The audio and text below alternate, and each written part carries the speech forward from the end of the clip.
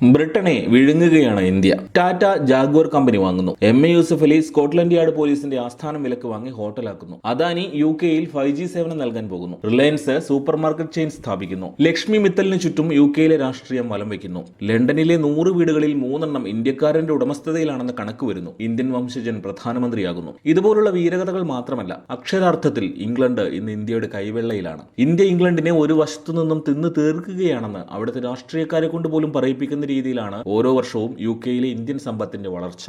ഒരു കോളനിയാക്കി വളർത്തി ചൂഷണം ചെയ്യാൻ ബ്രിട്ടൻ ഇന്ത്യയെ കണ്ടെത്തിയ അതേ വർഷം തന്നെ ഇന്ത്യ ബ്രിട്ടനെയും കണ്ടെത്തിയിരുന്നുവെന്ന് പറയാം. 18ാം നൂറ്റാണ്ടിന്റെ ആദ്യ പകുതിയിൽ തുടങ്ങുന്നു ഇന്ത്യക്കാരന്റെ ബ്രിട്ടനിലേക്കുള്ള കുടിയേറ്റം. ഇംഗ്ലീഷ് ഈസ്റ്റ് ഇന്ത്യ കമ്പനിയുടെ കപ്പലുകൾ ബ്രിട്ടനിൽ നിന്നും പുറപ്പെട്ട് ഇന്ത്യയിലെത്തി ചരക്ക് കയറ്റി തിരിച്ചു പോകുമ്പോൾ ലാസ്കർ ജോലിക്കായി കുറെ ഇന്ത്യക്കാരെയും അക്കരെ കടത്തിയിരുന്നു. അന്നത്തെ ബോംബെ, മദ്രാസ്, കൊച്ചിൻ, കൊൽക്കത്ത, ഗോവ തുടങ്ങി ചെന്നിറങ്ങിയ തുറമുഖങ്ങളിൽ നിന്നെല്ലാം അവർ അടിമപ്പണിക്ക് ആളെ സംഘടിപ്പിച്ചു. പോയവരാരും പിന്നീട് തിരിച്ചു വന്നില്ല. അവർ അവിടുത്തുകാരായി. അവരാണ് ബ്രിട്ടനിലെ ആദ്യ ഇന്ത്യൻ കുടിയേറ്റക്കാർ. ഓരോ വർഷവും ഇവരുടെ എണ്ണം കൂടി വന്നു. ഇന്ത്യയിലെ പൊറുതി മതിയാക്കി ബ്രിട്ടൻ 1947 കപ്പൽ കയറിയപ്പോൾ 8390 ഇന്ത്യക്കാർ ബ്രിട്ടനിൽ ഉണ്ടായിരുന്നു. ഇതിൽ ഏറിയ പങ്കും വിദ്യാർത്ഥികളായിരുന്നു. 5348 പേർ. ബാക്കിയുള്ളവർ ലാസ്കർമാരും വീട്ടുജോലിക്കാരും ഡോക്ടർമാരും. സ്വാതന്ത്ര്യത്തിന് തൊട്ടു മുമ്പ് ഇന്ത്യൻ നാഷണൽ കോൺഗ്രസ് ആണ് ഈ കണക്കെടുത്തത്. സ്വാതന്ത്ര്യം ലഭിക്കുന്ന കാലത്തെ ബ്രിട്ടനിലെ ഇന്ത്യക്കാരെന്ന് പറഞ്ഞാൽ മൂന്നാംകിട പൗരത്വമായിരുന്നു. ആഫ്രിക്കൻ കുടിയേറ്റക്കാരെക്കാൾ മോശമായിട്ടാണ് ഇന്ത്യക്കാരോട് പെരുമാറിയിരുന്നത്. എന്നാൽ ബ്രിട്ടനിൽ അവശേഷിച്ചിരുന്ന ഇന്ത്യൻ വിദ്യാർത്ഥികൾ തുല്യതയ്ക്ക് വേണ്ടിയുള്ള നിരവധി സമരങ്ങൾ നടത്തി. ഇന്ത്യയിലെ തന്നെ മേൽത്തട്ടിലുള്ള വ്യവസായ കുടുംബങ്ങളിൽ നിന്നുള്ളവരായിരുന്നു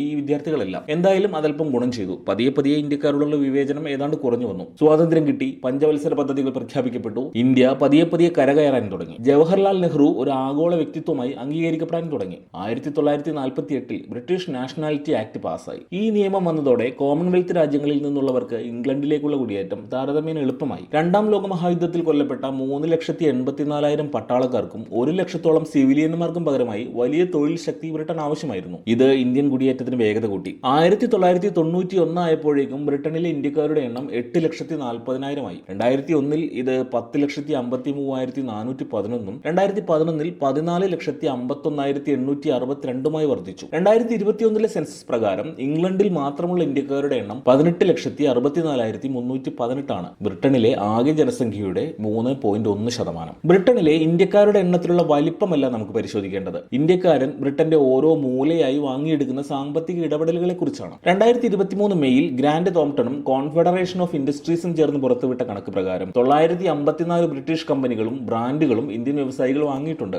ഇതിലെല്ലാം ചേർന്ന് ഏതാണ്ട് $50.50 മില്യൺ ഇന്ത്യൻ നിക്ഷേപം യു.കെയിൽ ഇന്ത്യക്കുണ്ട്. അമേരിക്ക കഴിഞ്ഞാൽ യു.കെയിലെ ഏറ്റവും വലിയ നിക്ഷേപക രാജ്യം. ചൈനയൊക്കെ ഇന്ത്യക്ക് വളരെ പിന്നിലാണ്. Technology, entertainment and media, retail, telecommunication സെക്ടറുകളിലാണ് യു.കെയിൽ ഇന്ത്യൻ കമ്പനികൾ പ്രധാനമായി നിക്ഷേപിച്ചിരിക്കുന്നത്. 2 നൂറ്റാണ്ട് മുമ്പ്, കൃത്യമായി പറഞ്ഞാൽ 1810 ബ്രിട്ടീഷ് ഈസ്റ്റ് ഇന്ത്യ കമ്പനി കപ്പലിലെ ക്യാപ്റ്റനായിരുന്ന പാറ്റ്ന സ്വദേശി ഷെയ്ഖ് ദീൻ മുഹമ്മദ് ആണ് ബ്രിട്ടനിൽ വ്യവസായം തുടങ്ങിയ ആദ്യത്തെ ഇന്ത്യക്കാരൻ. ഹിന്ദുസ്ഥാനി കോഫി ഹൗസ് എന്ന ലണ്ടനിലെ ആദ്യ ഇന്ത്യൻ റെസ്റ്റോറന്റ് അദ്ദേഹം സ്ഥാപിച്ചതാണ്. ഇന്ത്യക്കാർക്ക് മാത്രം നിർമ്മിക്കാൻ അറിയാമായിരുന്ന മുടി കഴുകാനുള്ള ഷാംപൂ ഇംഗ്ലണ്ടിൽ അവതരിപ്പിച്ചത് ഷെയ്ഖ് ദീൻ മുഹമ്മദ് ആയിരുന്നു. ഇന്ത്യക്കാർക്ക് കച്ചവടവും വശമുണ്ടെന്ന് പതുക്കെ ഇംഗ്ലണ്ടുകാർ തിരിച്ചറിയാൻ തുടങ്ങി. 1841 ഗോവക്കാരനായ ഡേവിഡ് ഡൈ സോംബ്രെ എന്ന ആംഗ്ലോ ഇന്ത്യൻ ബ്രിട്ടീഷ് പാർലമെന്റിലേക്ക് തിരഞ്ഞെടുക്കപ്പെട്ടതോടെ പതിയെ കച്ചവടവും രാഷ്ട്രീയവും കൂടി കലർന്ന് ഇന്ത്യക്കാരെ ഒരു സമൂഹമായി തിരിച്ചറിയാൻ തുടങ്ങി. 20ാം നൂറ്റാണ്ടിന്റെ തുടക്കത്തിൽ തന്നെ ഇംഗ്ലണ്ടിൽ ചെറിയ ചില സംരംഭങ്ങൾ ഇന്ത്യക്കാർ ആരംഭിച്ചു തുടങ്ങിയിരുന്നു. അവിടെ നിന്ന് ചരിത്രം പറയാൻ തുടങ്ങിയാൽ ഏറെ നീളും എന്നതിനാൽ വർത്തമാനകാലത്ത് ഇംഗ്ലണ്ടിനെ വിഴുങ്ങുന്ന ഇന്ത്യയെക്കുറിച്ച് മാത്രം പറയാം. അത് 2 തരത്തിലാണ് സംഭവിക്കുന്നത്. ഒന്ന്, ഫോബ്സിന്റെ ശതകോടീശ്വര പട്ടികയിലടക്കം സ്ഥാനമുള്ള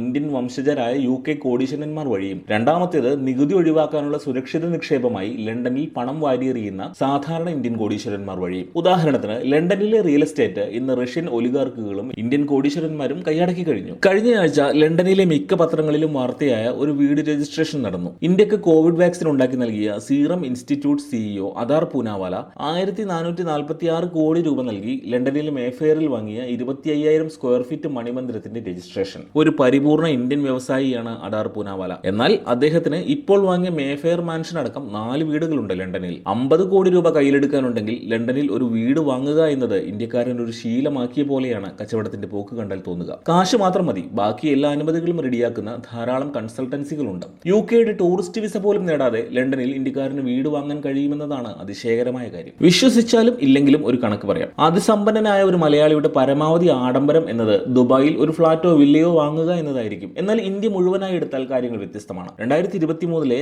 നൈറ്റ് ഫ്രാങ്ക്സ് ആറ്റിറ്റ്യൂഡ് സർവേ പറയുന്നത് അതിസമ്പന്നരായ ഇന്ത്യക്കാർ ഇന്ത്യക്ക് പുറത്ത് വീട് വാങ്ങാൻ തിരഞ്ഞെടുക്കുന്ന ആദ്യ നഗരം ലണ്ടനാണെന്നാണ്. പ്രവാസികളായ അതിസമ്പന്ന ഇന്ത്യക്കാരിൽ 47% വീട് സ്വന്തമാക്കിയിരിക്കുന്നത് യുകെയിലാണ്. 41% മാത്രമാണ് UAE-യിലുള്ളത്. ബാക്കി അമേരിക്കയിലും കിഴക്കനേഷ്യൻ രാജ്യങ്ങളിലും. ലണ്ടൻ ഒരു ടാക്സ് ഹാവനാണ്. ഇന്ത്യക്കാരെന്നല്ല, ലോകത്തിന്റെ എല്ലാ ഭാഗത്തു നിന്നുമുള്ള ശതകോടീശ്വരന്മാർ നികുതി കൊടുക്കാൻ മനസ്സില്ലാത്ത തങ്ങളുടെ പണം പാർക്ക് ചെയ്യാൻ തിരഞ്ഞെടുക്കുന്ന സ്ഥലം. ഉദാഹരണമായി പറഞ്ഞാൽ അദാർ പൂനാവാല ലണ്ടനിൽ 1446 കോടി രൂപയ്ക്ക് വാങ്ങിയ കൊട്ടാരത്തിന് അദ്ദേഹം ബ്രിട്ടീഷ് സർക്കാരിന് നൽകിയ നികുതി 96 കോടി രൂപ മാത്രമാണ്. ഇതേ വീട് മുംബൈയിൽ രജിസ്റ്റർ ചെയ്തിരുന്നെങ്കിൽ 170 കോടി രൂപ നികുതിയായി നൽകേണ്ടി വന്നാനെ. അതാണ് വ്യത്യാസം. പറയുന്ന വില കൊടുത്ത് ഇന്ത്യക്കാരും റഷ്യൻ കോടീശ്വരന്മാരും വീട് വാങ്ങാനെത്തിയതിനാൽ തങ്ങൾക്ക് താമസിക്കാൻ വീടുകൾ ലഭിക്കുന്നില്ല എന്നാരോപിച്ച് ലണ്ടനിൽ വൻ പ്രക്ഷോഭങ്ങൾ തന്നെ കഴിഞ്ഞ വർഷം അരങ്ങേറിയിരുന്നു. അതൊന്നും ഇന്ത്യയിൽ നിന്നും ബ്രിട്ടനിലേക്കുള്ള പണത്തിന്റെ ഒഴുക്ക് തടയുന്നില്ല. 2022-23 സാമ്പത്തിക വർഷത്തിൽ $188.32 മില്യൺ മൂല്യമുള്ള പ്രോപ്പർട്ടികൾ യുകെയിൽ ഇന്ത്യക്കാർ വാങ്ങിയിട്ടുണ്ട്. 2024-25 സാമ്പത്തിക വർഷത്തിൽ ഇത് $300 മില്യൺ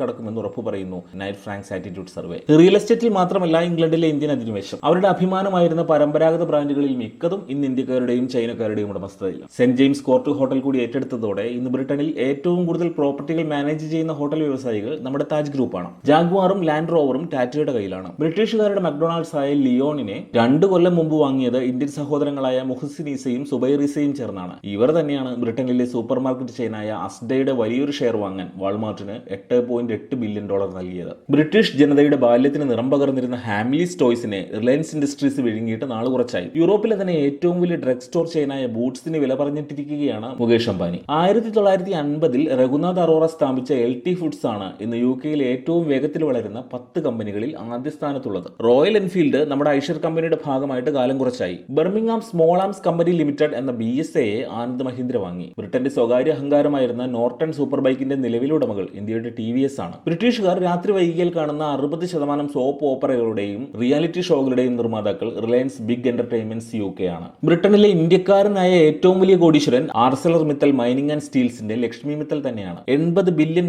വാർഷിക വിറ്റുവരവുള്ള സാമ്രാജ്യത്തിന്റെ അധിപൻ. യൂറോപ്പിലെയും തെക്ക് വടക്ക് അമേരിക്കകളിലെയും സ്റ്റീലിന്റെ കുത്തക ലക്ഷ്മി മിത്തലിന് സ്വന്തമാണ്. ലോകത്ത് ആരെങ്കിലും എവിടെയെങ്കിലും ഇരുമ്പ് കുഴിച്ചെടുക്കുന്നുണ്ടെങ്കിൽ അതിന്റെ ഒരു ഭാഗം ലക്ഷ്മി മിത്തലിന് വേണ്ടിയാകും. 2023 $16.2 ബില്യൺ ലക്ഷ്മി മിത്തലിന്റെ ആസ്തി. ബ്രിട്ടനിലെ കോടീശ്വരന്മാരായ ഇന്ത്യക്കാരിൽ 2ാം സ്ഥാനത്ത് ഹിന്ദുജ സഹോദരന്മാരാണ്. നമ്മുടെ IndusInd bank, Ashok Leyland, Gulf oil തുടങ്ങിയ കമ്പനികളുടെ ഉടമകളായ അതേ ഹിന്ദുജ സഹോദരന്മാർ. ശ്രീചന്ദ്, ഗോപിചന്ദ്, പ്രകാശ്, അശോക് എന്നിവർ ചേർന്ന് $15.7 ബില്യൺ ആസ്തിയാണ് കണക്കാക്കുന്നത്. 2022 ബ്രിട്ടനിലെ ഏറ്റവും സമ്പന്നരായിരുന്നു ഹിന്ദുജ കുടുംബം. ഏറ്റവും സമ്പന്നരായ ഇന്ത്യക്കാരല്ല, ഏറ്റവും സമ്പന്നരായ ബ്രിട്ടീഷുകാർ എന്ന് തന്നെയാണ് ഉദ്ദേശിച്ചത്. പിന്നീട് ആ റാങ്കിൽ നിന്നും അവർ താഴെ പോവുകയായിരുന്നു. വേദാന്ത റിസോഴ്സസിന്റെ അനിൽ അഗർവാളാണ് യുകെയിലെ അടുത്ത കൂറ്റൻ സ്രാവ്. മൈനിങ് രംഗത്ത് പ്രവർത്തിക്കുന്ന അനിൽ അഗർവാളിന് $3.5 ബില്യൺ ആസ്തിയാണ് കണക്കാക്കിയിരിക്കുന്നത്. ബയോകോൺ ഉടമ കിരൺ മജുംദർ ഷാ, ഡാബറിന്റെ ഉടമ സാകേത് ബർമൻ, ഋഷി സുനക്കിന്റെ ഭാര്യ അക്ഷത മൂർത്തി, ഗീത ഗുപ്ത, സുരീന്ദർ അറോറ, അങ്ങനെ ലണ്ടനിൽ പ്രതാപികളായ ഇന്ത്യൻ ശതകോടീശ്വരന്മാരുടെ ലിസ്റ്റ് വലുതാണ്. ബില്യണയർ എന്ന് തികച്ചും വിളിക്കാവുന്ന ഇന്ത്യക്കാരായ 39 പേർ ഇന്ന് യുകെയിലുണ്ട്.